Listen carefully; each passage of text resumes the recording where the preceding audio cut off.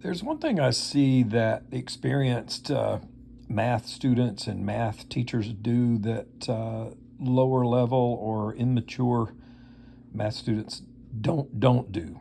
So think about this problem right here. So 288 pi equals 4/3 pi r cubed. Obviously, we're trying to figure out what r is here. And so we need to get r cubed on one side by itself and then take the cube root of both sides.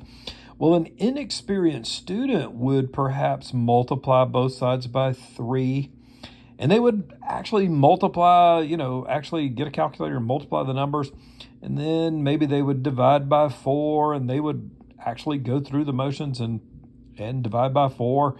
Eventually, they would divide by pi and all of that.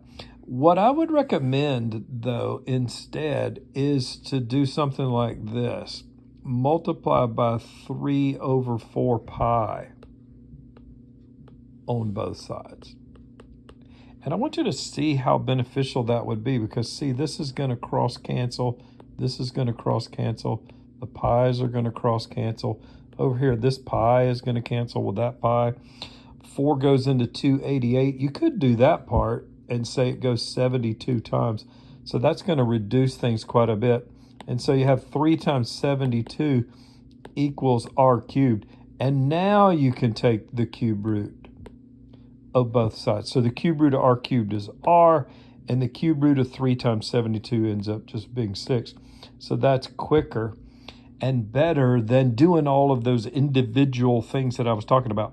So this is applicable on so many levels, on so many different problems, just seeing how things work here. So using the reciprocal of the fraction, and since this pi is in the numerator position, we're putting it in the denominator position here so that they'll cross cancel.